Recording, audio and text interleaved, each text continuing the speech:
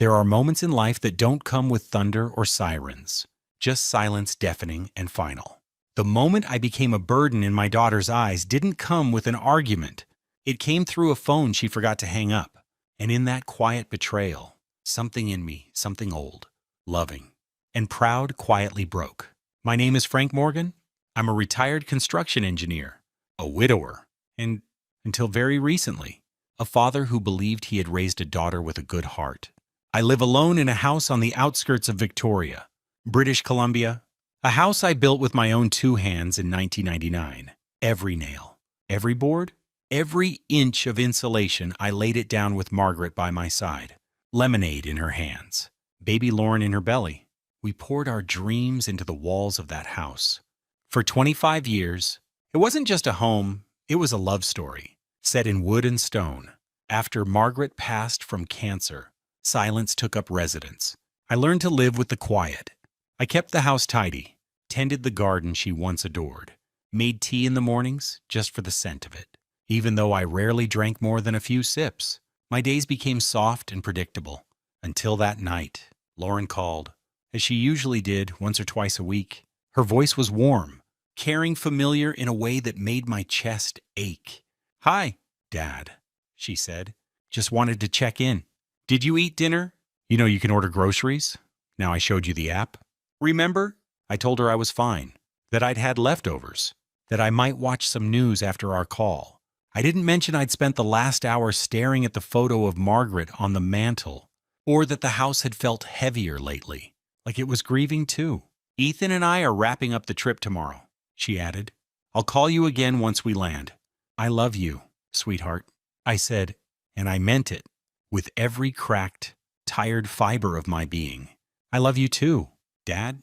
Then came the sound of her purse zipper, a shuffle, a click, but not the one that ends a call. I reached to hang up, but paused as I heard voices muffled, but clear enough. Lauren and Ethan, talking, planning. "He left the stove on again yesterday," she said. "What if the whole place had caught fire? He can't keep living alone," Ethan added flatly. "It's time for assisted living. We can't keep dancing around this." "He won't fight it," Lauren said. "He trusts us. And that house? It could sell for close to $1 million in this market." They spoke with certainty, with calculation, with the ease of two people making decisions about an asset, not a person. I didn't drop the phone right away. I didn't even breathe. My ears rang with each word, not because they were loud, but because they were true. True to them, not to me. When the phone finally slipped from my hand and hit the hardwood, it felt like the final nail in something I couldn't name. I sat there, surrounded by the house I had built with love, by memories of birthdays, scraped knees, bedtime stories, and all I could feel was hollow. Margaret's photo watched me from the mantel. Her smile, once comforting, now seemed distant, like she already knew this would happen, like she'd tried to warn me. And in that moment, I realized something I had never allowed myself to think. Maybe love, even when given in full, doesn't always come back to you. Sometimes it just fades quietly, like the end of a call that never should have continued. I didn't sleep that night. I sat in the same chair, long after the phone had fallen silent, the room dark except for the soft amber glow of the hallway light reflecting off Margaret's picture frame. My thoughts wandered back, not to the betrayal I had just overheard, but to everything that came before it, as if my mind was searching for proof that the love we gave hadn't been wasted. I remembered the year we bought the land, 1998. Margaret was radiant, her belly round with Lauren. We were young, full of ambition, and terribly short on money. But we had dreams, and for us, that was enough. I'd work overtime during the week, then spend weekends digging trenches, pouring concrete, measuring frames under a summer sun that burned through our shirts. Margaret brought us sandwiches and cold lemonade. She always smiled, even when the dust clung to her eyelashes. We didn't hire contractors, couldn't afford them. So I learned how to do it all: electrical, drywall, roofing. Sometimes my hands would bleed through the gloves, but I didn't care. We were building our life, beam by beam, room by room. It took us over a year. The day we moved in, Lauren was just starting to crawl. Margaret cried, when we crossed the threshold with her in our arms. That house wasn't just wood and nails. It was our hope, our sacrifice, and our story. Lauren's room was the first we finished. Soft yellow walls with white trim, a handmade crib I built in the garage. Nights spent rocking her through colic while Margaret rubbed my back. Every corner of that home held a memory. The hallway where Lauren took her first steps. The kitchen where Margaret taught her how to make shortbread cookies. The front yard where I built her a swing from leftover pine beams. We didn't have much money, but Lauren never knew. I took on extra jobs to cover her dance classes, school trips, braces. Margaret picked up substitute teaching gigs. Even when her chemo made her tired, we saved for years to help Lauren attend university. I still remember the tuition bills, $48,000 over 4 years. I worked double shifts, crawling home past midnight, and Margaret would be waiting with coffee and a quiet smile. She'd sit beside me as I paid bills at the kitchen table we'd built together. She deserves more than we had. I'd tell her she's got the brains for anything. Margaret would nod and kiss my temple. Just don't give her so much that she forgets to be grateful. I should have listened more closely to that. When Lauren graduated, I was the proudest man in the world. She danced with me at her wedding. Her arms wrapped around me like she was still 5 years old. She whispered, "Daddy, I'll never forget what you've done for me." And I believed her. God help me. I believed every word. I co-signed her first car loan, helped her and Ethan with their down payment. When Ethan lost his job, they moved in temporarily while he looked for something new. I never asked for rent. I covered groceries, paid utilities, even fixed their car once for $3,000. They were family. That's what you do for family, isn't it? Back then, I thought I was helping them build their life, but now, as I stared into the stillness of my living room, I saw the truth I had refused to acknowledge. Somewhere along the way, I'd stopped being a father and become an asset. They hadn't just forgotten my sacrifices. They'd reduced them to numbers on a property listing. I looked down at my hands, the same hands that built this home, wiped Lauren's tears, held Margaret through her final breaths. They trembled now not with age, but with the weight of everything I had carried and everything I had just lost. I had given them everything, but I would not give them this house. Not like this. The house felt different the next morning. Not because anything had changed on the surface. The curtains still caught the early light in that golden hue Margaret used to love. The grandfather clock still ticked in its measured rhythm. My tea brewed the same way it always had, but something in the air had shifted. Or maybe it was something in me. I moved through the house like I was walking through a place I used to love. Now haunted by voices. Her voice, Lauren's, a burden. She called me a burden. Not directly, of course, but close enough, cold enough, careless enough for the word to stick to my skin like ash. The same mouth that once called me the best dad in the world now spoke of assisted living and asset value and acting, while he still trusts us. And she did. She knew I trusted her. That was the part that gutted me the most. She counted on it. I stood in the hallway outside her old bedroom, yellow walls, the white bookshelf I built for her 16th birthday, still filled with yearbooks and photos she'd never come back for. I looked at the space and tried to find the daughter I remembered. The girl with scraped knees and crooked ponytails who used to climb into my lap while I read bedtime stories. The girl who once cried when I missed her school play because I was stuck on a construction site pouring concrete in the rain. That girl was gone. And the woman who had replaced her, she hadn't just forgotten. She had calculated. As I walked into the kitchen, I thought about the countless little kindnesses that had become invisible over the years. Groceries quietly covered when Ethan lost his job. Power bills paid without being asked. Repairs handled before they even noticed anything was broken. When Lauren said, "Dad, we'll pay you back," I believed her. When Ethan called me the most generous man in British Columbia, I smiled like a fool. There was no malice in their tone. That was the most terrifying part. It was casual, efficient, as if this had been discussed for weeks, as if I was the last one to know I'd been cut from the cast of their lives. I turned and looked at the kitchen counter Margaret had chosen, speckled gray with golden veining. I installed it myself, measured 3 times to get it right. She said it reminded her of the ocean on a sunny day. Every time I made coffee there, I thought of her standing in a housecoat, humming quietly. That countertop wasn't just granite. It was a piece of her, of us. Now it felt tainted, like the warmth had drained from it. I walked through the house slowly, and every corner turned into a confrontation. The swing in the backyard, where Lauren learned to pump her legs and soar on her own, now it felt like a monument to someone else's child. The fireplace where we'd opened gifts on Christmas morning, now just a relic of a family I thought I still belonged to. By the time I reached the living room, I could barely breathe. This wasn't a home anymore. It was a ledger, a line item, a potential listing on a real estate website. Ethan had even said it aloud. That house could sell for close to $1 million. Not my home? That house? That's when I knew. I hadn't just overheard a betrayal. I had woken up inside it. And this house, the house I built with love, with scraped knuckles and second mortgages and quiet joy, was no longer safe. It was no longer mine. Even if the deed said otherwise, it was a weapon, and I wasn't going to let them use it against me.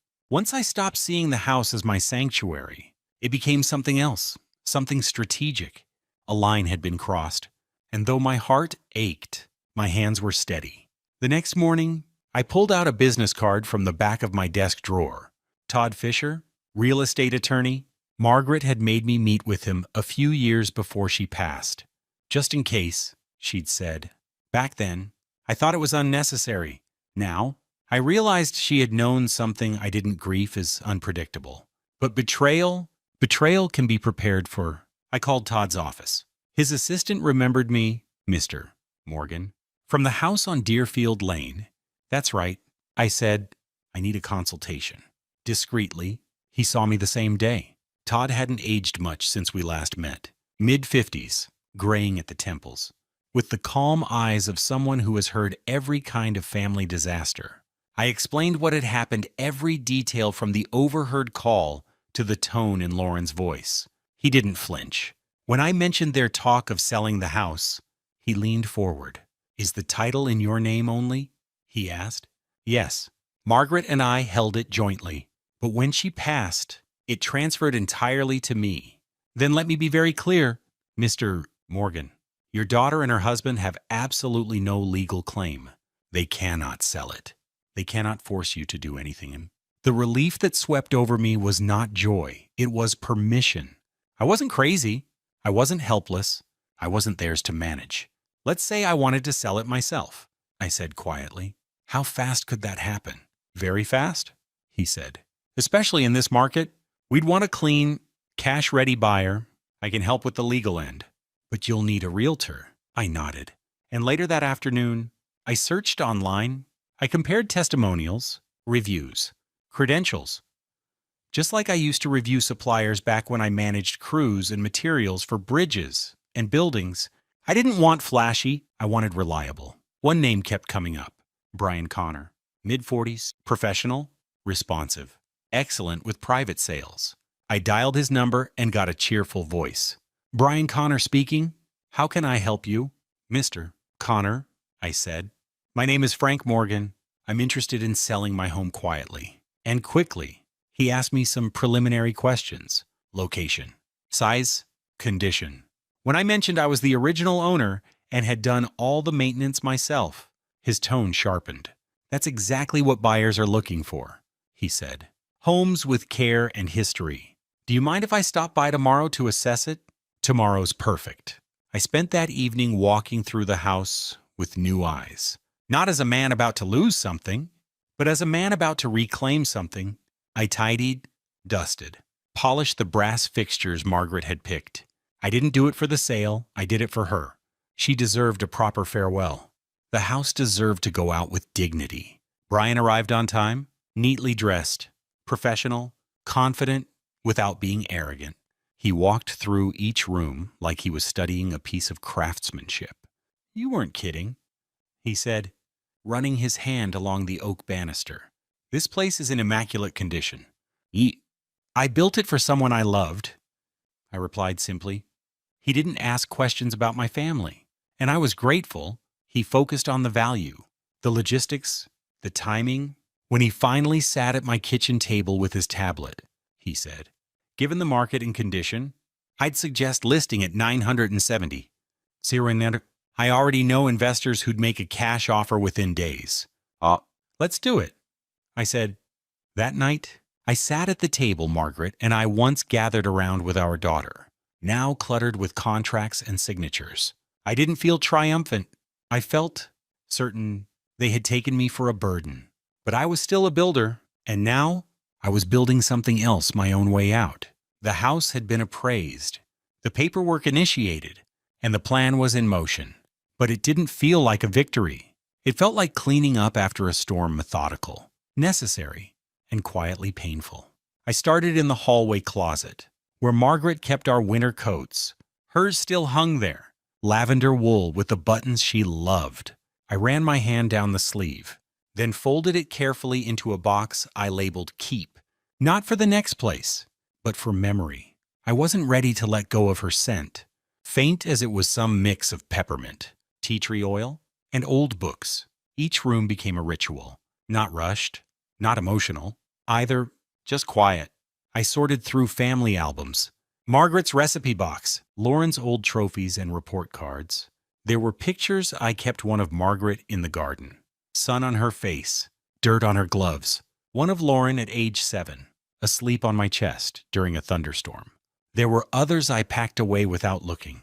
When I came across the handmade birthday card Margaret gave me in 2003, crayon hearts and stick figures drawn with Lauren's help, I paused longer than I expected. I sat on the edge of the bed and let the silence settle around me. There were no tears this time, just a weight in my chest I didn't try to lift. Packing wasn't just about moving, it was about releasing. By the end of the second day, I had 10 boxes neatly taped and labeled.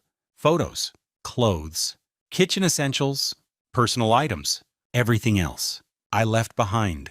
The furniture would be part of the sale, and I didn't want to carry ghosts into my next place.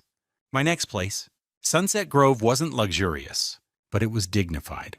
A quiet seniors community tucked behind a grove of maples near the edge of town. Not institutional, more like a modest condominium complex where people minded their own business and appreciated silence.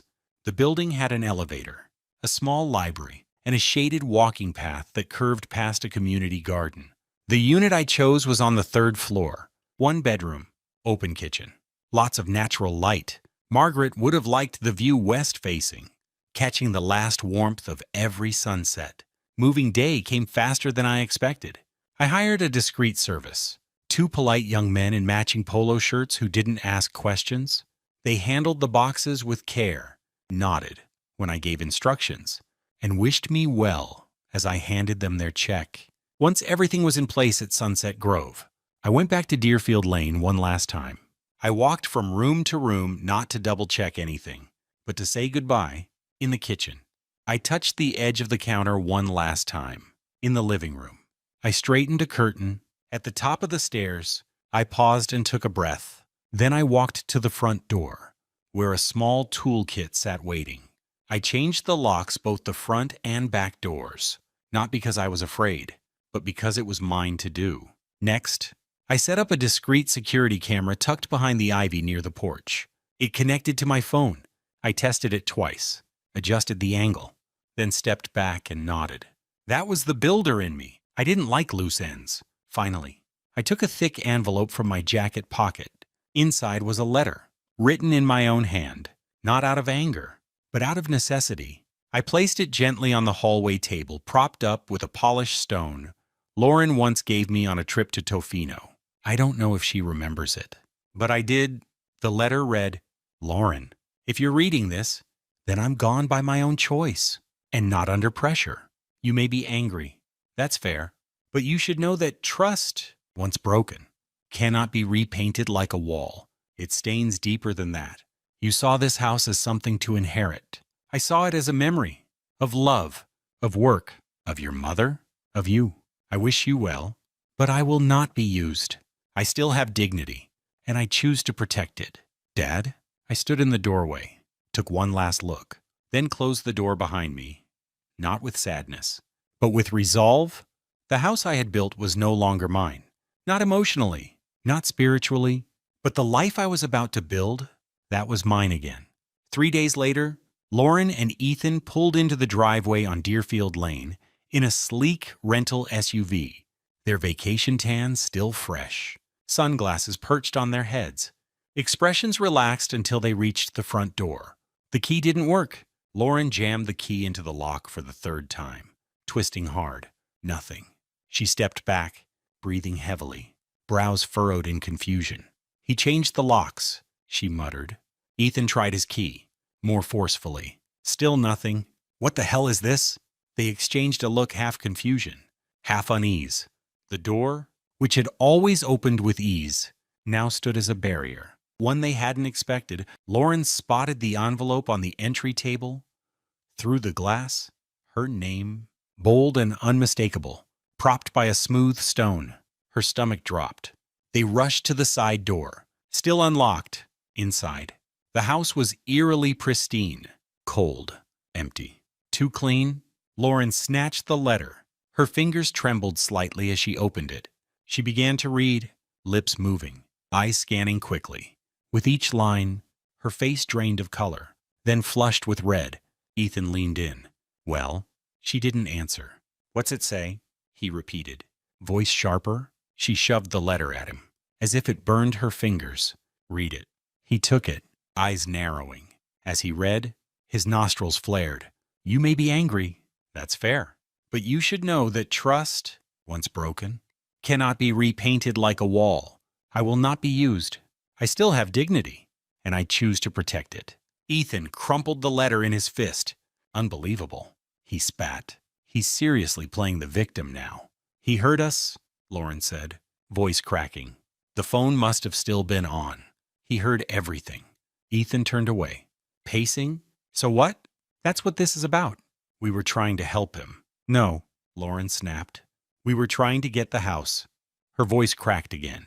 This time not from guilt but rage. We were going to pressure him into signing power of attorney. Ethan, we didn't ask.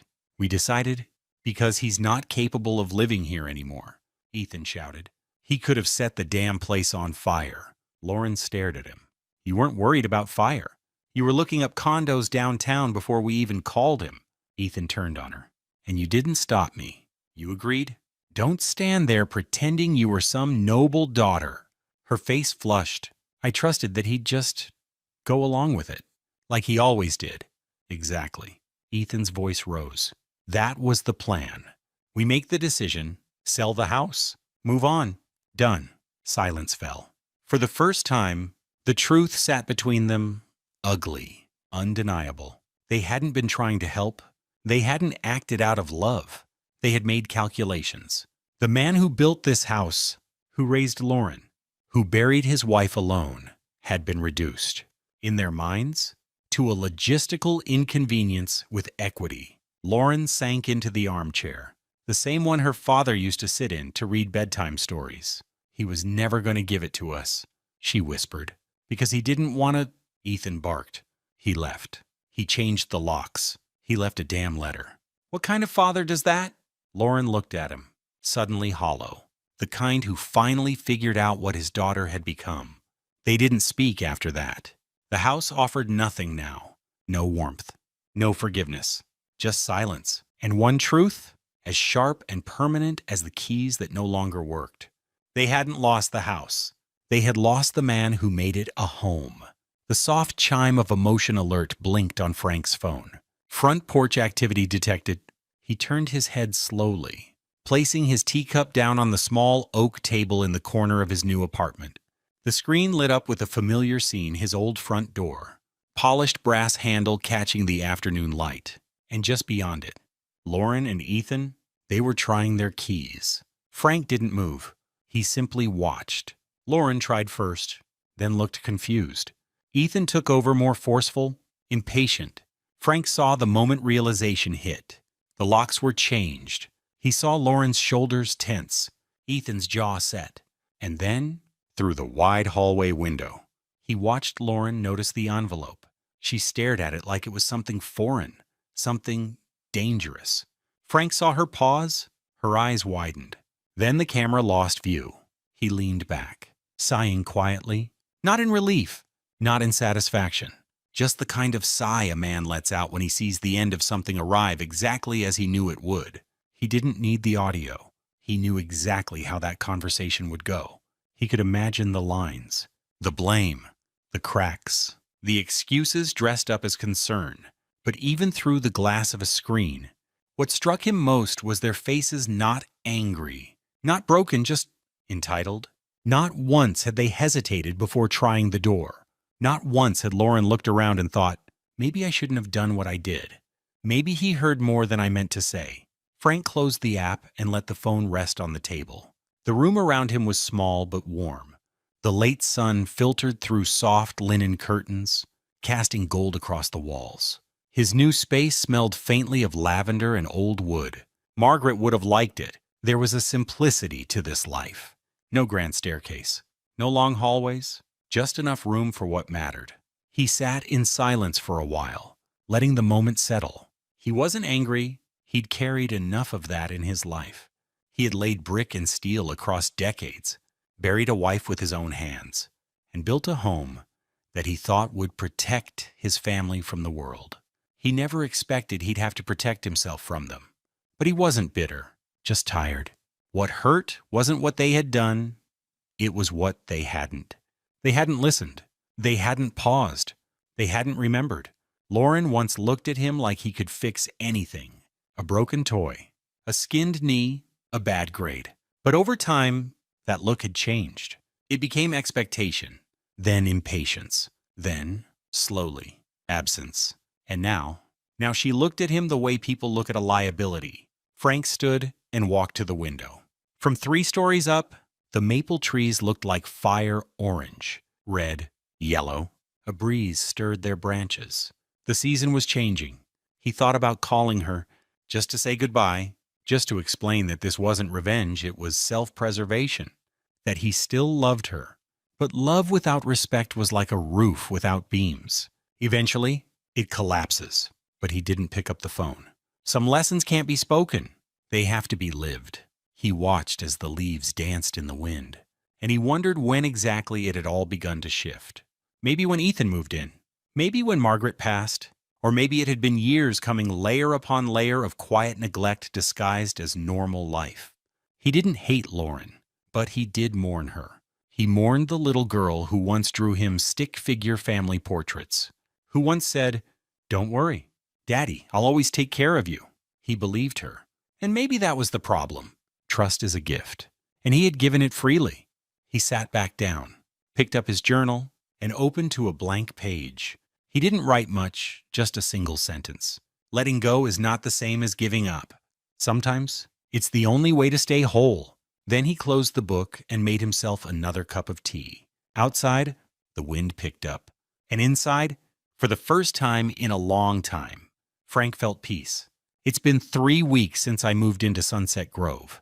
The routine is quiet, predictable. I make tea every morning. I take slow walks by the garden path. I nod politely to the other residents, and sometimes read the newspaper by the big bay window in the lounge. I've never been one for small talk, but lately, silence has felt less lonely and more sacred. The house is gone now. The sale finalized. The new owners moving in next month. I didn't drive by to see them. I didn't want to. That chapter is closed.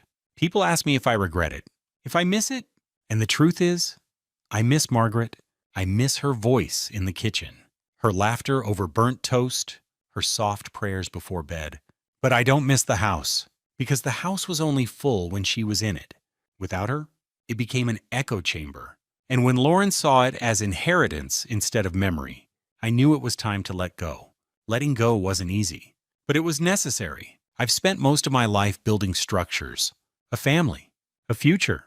I never imagined I'd spend my final chapter unbuilding, unraveling expectations, releasing attachments, choosing peace over pride, and yet, here I am, still standing, still whole. I thank God for that. It would have been easy to harden, to shut out love, to wall off every remaining soft place inside me. But God, in His quiet mercy, reminded me that even betrayal has a purpose. It teaches us where our boundaries must begin.